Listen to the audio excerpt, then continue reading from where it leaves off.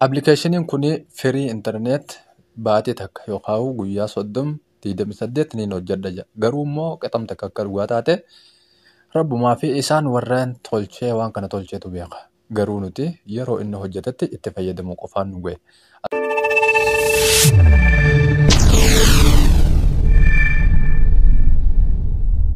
Assalaamu alaikum warahmatullahi wabarakatuh. Ashama harkafuun jirra jirtuu isiniin jechaa hordoftoonni kabajamoo.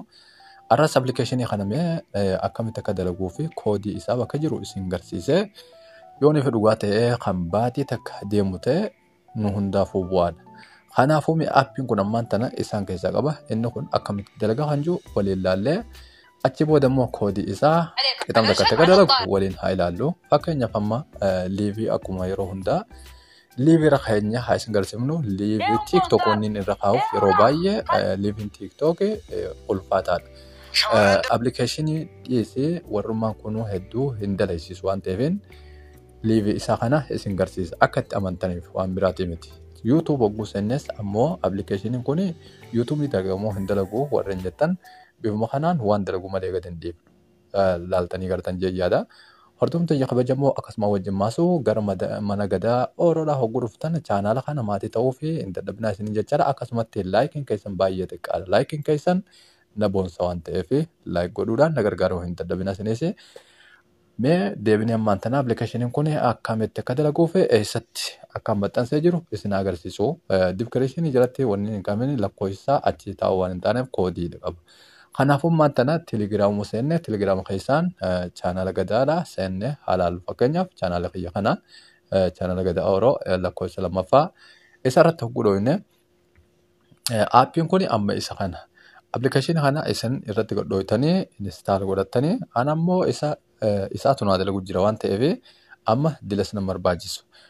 Bakka san hogguu dhooytan gabbuufattan. Fakkeenyaaf amma afaan Oromootti deebisee hiikka isaa afaan Oromootiin akka kanatti dubbisuu dandeessan. Gara xumuraatti immoo godhufee koodiin isaa isuma kana kooppii gootanii yuuzar bakka jiru kanatti Arabiidha. Yuuzar bakka jiru kanatti kanuma gubbaa kana kooppii gootanii fakkeenyaaf akkatti yooniif qaqqabne lammaffaa yoon deebinee qaqqabne hanquma kana fuutanii bakka yuuzarneem bakka jirutti geessitanii keessan. Lammaffaas akkasumatti deebitanii bakka kana akkatti yooniif qaqqabne bakka paaspoortii juusanii amma kun Arabiidhaan jira waan ta'eef paaspoortii bakka jirutti isin kooppii bakka jettu sana gootanii achiin geessitanii irra kaa'attan. Inni kun paaspoortiidhaa fi yuuzarneemii isaati.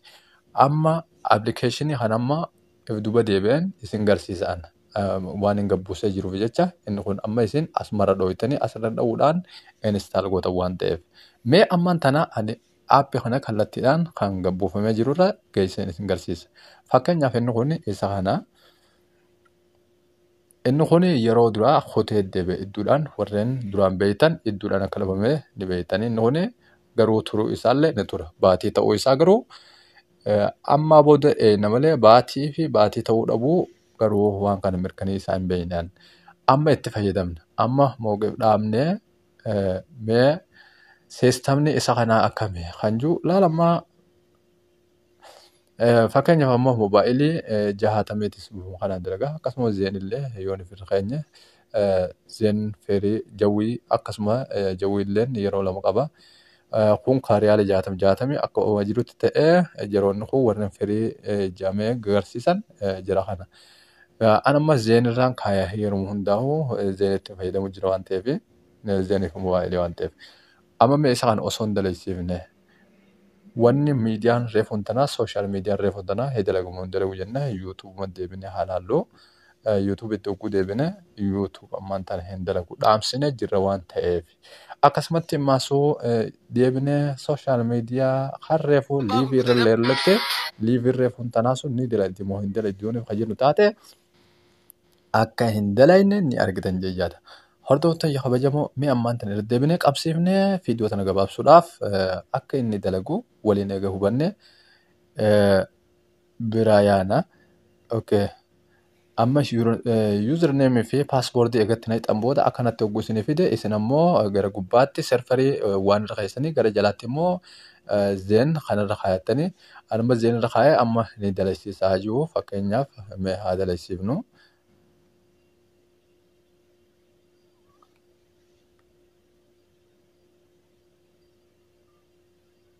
Okay. Amma dalagee jira. Muttasil jechuun connect jechuudha. Arabiidha waan ta'eef jecha. Amma deebinee TikTok reefuun tana hin dalayne sun ammaan tana hin dalagamu hin dalagu biifuma kanaan laalle jechuudha. Osoo waan biraa takka ittiin bu'iin. Akkasuma yuutuubis amma ni gartani gurraacha reefuuti waan biraa amma dura hin seenne irratti hin dhawu dalagee jira. Hordoftoon tiyya kabajamoo viidiyoo tana hogguu irraa fayyadamtan laayik godhuun nu gargaaruu hin dadhabinaa jechaadha. Viidiyoo tana waliif daddabarsaa nagayaan nuuf tura.